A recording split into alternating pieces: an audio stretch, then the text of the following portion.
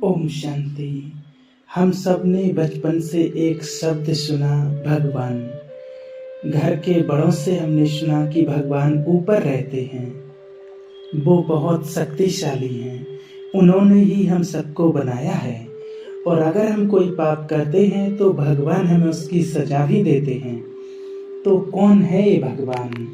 वो जो मंदिर में हैं या वो जो ऊपर रहते हैं?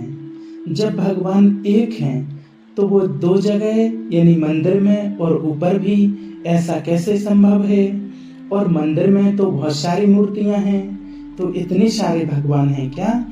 और अगर भगवान की मूर्ति मंदिर में है तो फिर हम उन्हें देवी देवता क्यों कहते हैं? यानी इन मूर्तियों को भगवान भी कह सकते हैं और देवी देवता भी। और अगर मंदिर में रखी मूर्तियों के अंदर भगवान हैं तो फिर हम पीपल, नीम, बरगद, तुलसी आदि पेड़ों की पूजा क्यों करते हैं? ये भी भगवान है क्या? हम गंगा, नर्मदा, यमुना इन नदियों की पूजा क्यों करते हैं? ये भी भगवान है क्या? हम आकाश, धरती, सूर्य, चांद, ग्रहों की पूजा करते हैं, ये भी भगवान है क्या? अगर ये सब भगवान हैं तो ये सब तो हमारे सामने हैं, फिर हमारे घर वालों ने हमसे ये क्यों कहा कि भगवान ऊपर रहते हैं? है ना बहुत सारा कंफ्यूजन।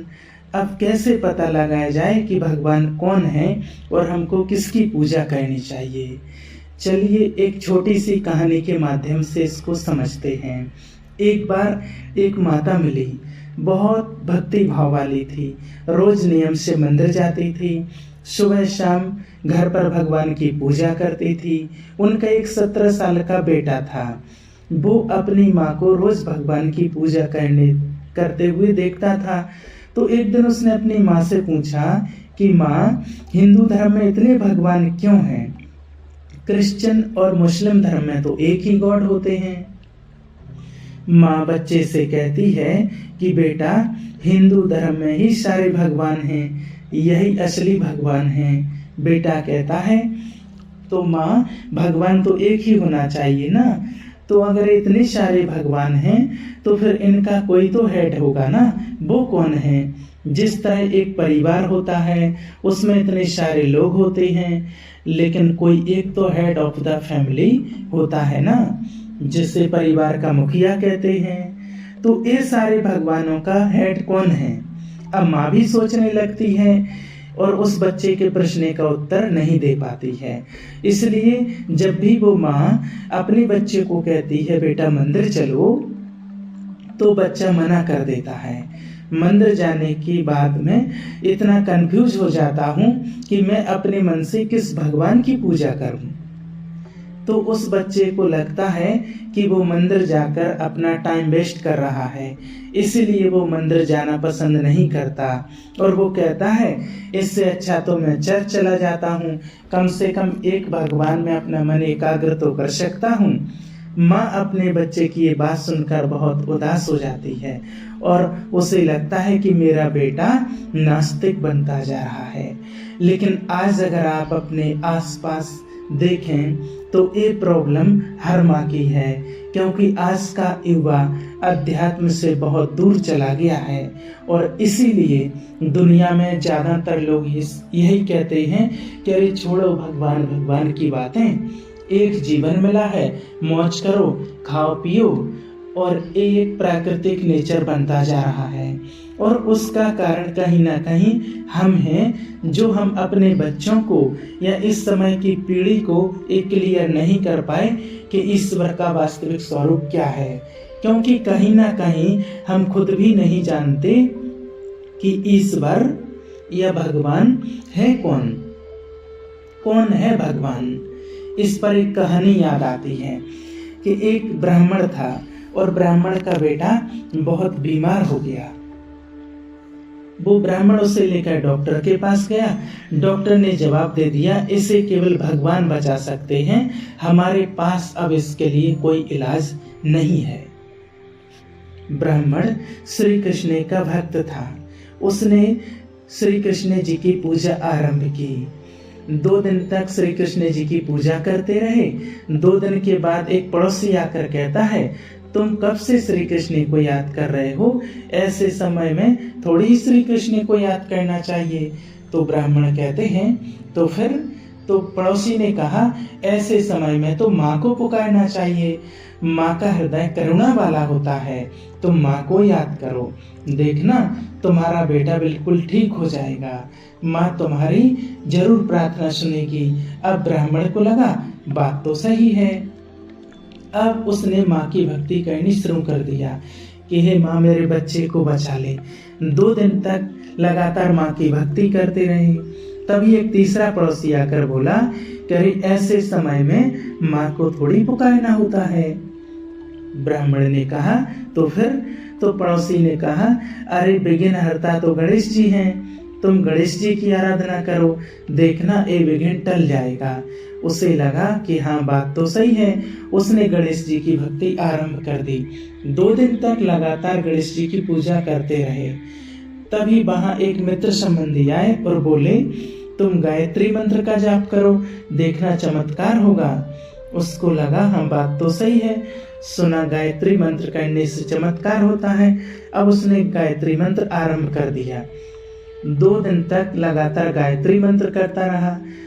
तभी उसके दूसरे रिश्तेदार बेटे को देखने आए। तो उन्होंने कहा, अरे संकट मोचन तो हनुमान जी हैं, तुम हनुमान चालीसा करो, देखना ये संकट टल जाएगा। उसको लगा बात तो सही है। अब उसने हनुमान चालीसा कहना शुरू कर दिया। 2 दिन तक लगातार हनुमान चालीसा करता रहा। तभी उसकी पत्नी को किसी ने बताया कि पड़ोस के गांव में एक बाबा जी आए हुए हैं जो ऐसी भभूति देते हैं जो कोई भी बीमारी हो आसानी से दूर हो जाती है। बच्चे को लेकर वहां जाओ। वो अपने बच्चे को वहां लेकर के गए, भभूति खिलाई, घर ले आए। 2 दिन के बाद बच्चा मर गया। कारण क्या रहा? इतने भगवानों को याद किया, इतने मंत्र जपे, फिर भी किसी ने बचाया नहीं। क्यों? शायद विश्वास ही नहीं था। जिसने जो कहा उसने वो कहना आरंभ कर दिया। क्या उसको विश्वास कहेंगे? तो जब विश्वास ही ऐसा है जिसका कोई आधार ही नहीं है, तो उस विश्वास से प्राप्ति क्या होगी? इसीलिए आज भगवान को याद करने के बाद भी कहीं ना कहीं मन में एक संशय आता है कि मैंने भगवान को ये बात कही, उनको याद किया, परंतु पता नहीं भगवान ने मेरी प्रार्थना सुनी होगी या नहीं। इसको तो विश्वास नहीं कहेंगे ना। और इसीलिए हमने अपने मंदिर में भी सारे देवी देवताओं की मूर्तियां रख दी हैं, सबको दिया धूप बत्ती दिखा रहे हैं। तो आप सब में जो सही है प्लीज वो मेरी प्रार्थना स्वीकार कर लेना। और जहाँ विश्वास ही ना हो या विश्वास ही एक संशय के ढेर पर हो तो प्राप्ति क्या होगी? इसीलिए घरों में भी सारे देवी देवताओं के चित्र रखे हुए होते हैं, मंदिरों में भी यही बात होती है। तो आखिर सत्य क्या है? तो सत्य को समझना बहुत जरूरी है।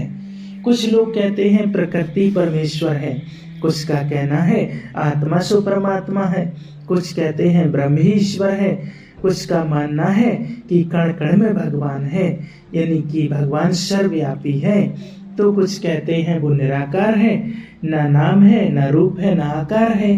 तो कुछ तो ये कहते हैं कि सारे देवी देवता ही परमात्मा हैं। अरे हाँ, कुछ लोग तो यहाँ तक भी कहते हैं कि ईश्वर जैसा तो कुछ है ही नहीं, और अगर सचमुच ईश्वर है तो सबूत दीजिए। अब आप खुद सोचिए कि जब हम परमात्मा के अस्तित्व से जुड़े इतनी बातें सुनते हैं तो हमें कंफ्यूजन होगा या नहीं होगा? आप खुद बताइए। और हम खुद यही सोचते हैं कि आखिर इन सब में सत्य क्या है? क्या ये सभी सत्य हैं? इनमें से कोई एक सत्य है या सत्य कुछ और है जिनको अभी तक हमने समझा ही नहीं? सत्य तो एक होना चाहिए ना, क्योंकि ये सारी बातें एक दूसरे का खंडन करती हैं। क्या आपने 5 सूरदास की कहानी सुनी है? आज के इस टॉपिक पर वो कहानी सही बैठती है। कहानी कुछ इस प्रकार है। एक बार 5 सूरदास को कहा जाता है कि आप हाथी घर जाइए, और जाकर देखिए कि हाथी कैसा होता है। वो पांचों थे तो नेत्रहीन। गए हाथी घर हाथी देखने, पांचों ने एक एक करके हाथी को छुआ और टटोल कर हाथी को देखा। अब जिसके हाथ जो आया उसने हाथी को वैसा ही समझा। एक के हाथ में हाथी का पैर आया तो उसने कहा हाथी खंबे जैसा है। जिसके हाथ पीठ आई उसने कहा दीवार जैसा है। एक के हाथ पूंछ आई तो कहा रस्सी जैसा है। अब दूसरे के हाथ सूंड आई तो कहा सांप जैसा है। कान आए तो कहा सूप जैसा है। आखिर सत्य क्या है? क्या ये सभी सत्य हैं? क्या इनमें से एक सत्य है या सत्य कुछ और है जो वो देख नहीं पा रहे थे? अभी उन पांचों सूरदास को कहा जाता है कि आप उस छठे सूरदास को बताओ कि हाथी कैसा होता है। अब एक एक कर सभी सूरदास एक नंबर से जाते हैं और छठवें सूरदास को अपने हिसाब से हाथी की व्याख्या देते हैं। पहला सूरदास कहता है देखो भाई हाथी एक प्राणी है जो लंबे लंबे खंबे जैसा है। दूसरा जाकर बताता है देखो भाई हाथी एक सीधा सीधा दीवार जैसा है। तो तीसरा कहता है देखो हाथी एक ऐसा प्राणी है जो गोल गोल रस्सी जैसा है। चौथा कहता है हाथी बिल्कुल लचीला सांप जैसा है। और पांचवा कहता है हाथी बड़े से सूप जैसा है। अब एक एक कर पांचों की बात सुनकर ये छठा सूरदास क्या समझेगा कि हाथी कैसा है, क्योंकि पांचों ने एक हाथी के बारे में अलग अलग बात बताई है। तो आखिर सत्य क्या है? तो फिर भी वो विश्वास आखिर कर लेता है कि आखिर पांचों ने महसूस तो किया है, वो झूठ थोड़ी ही बोल रहे होंगे। होगा कोई ऐसा प्राणी जो घड़ी घड़ी रूप बदलता होगा, तो वो विश्वास कर लेता है। अब इस छठे सूरदास को कहा जाता है कि वो सामने एक सातवां सूरदास है, आप इसे जाकर बताएं कि हाथी कैसा होता है। अब एक छठवां सूरदास जाता है सातवें सूरदास के पास, उसे बताता है कि भाई मैंने तो महसूस नहीं किया है, लेकिन पांच ने जो महसूस किया है वो मैं तुम्हें बताता हूँ कि हाथी एक ऐसा प्राणी है जो बहरूपिया है, घड़ी घड़ी रूप बदलता है। कभी तो वो खंबे जैसा हो जाता है, कभी दीवार जैसा, कभी सांप जैसा, तो कभी रस्सी जैसा, तो कभी कभी वो पंखे जैसा यानी कि सूप जैसा हो जाता है। तो जो सातवां सूरदास था वो बहुत बुद्धिमान था। उसने कहा देखो भाई कोई बहरूपिया हो सकता है, मान लिया, लेकिन वो पूरा का पूरा स्ट्रक्चर चेंज कर ले ऐसा थोड़ी हो सकता। तो उस छठे सूरदास ने कहा भाई उन पांचों ने तो महसूस किया है ना, तुम्हें मानना है तो मानो, नहीं तो छोड़ दो। सातवां सूरदास कहता है कोई कहता है तो ठीक है, लेकिन अपने विवेक से तो काम लो, हो सकता है उन्हें कुछ गलतफहमी हुई हो, वो कहीं किसी गलत चीज पर पहुंच गए हों। तो छठवां सूरदास कहता है तुम्हें मानना है तो मानो, नहीं तो जाने दो, मैं तो मानता हूं कि हाथी ऐसा ही प्राणी है। तो साथियों कहीं हमारी हालत इन्हीं सूरदासों की तरह तो नहीं हो गई है? हमारे ऋषि मुनियों ने अपने अनुभव के आधार से ईश्वर की आराधना की, तपस्या की और ईश्वर के कई गुणों को महसूस किया, और उन्होंने ईश्वर के विषय में मनुष्यों को वो कहने का प्रयास किया।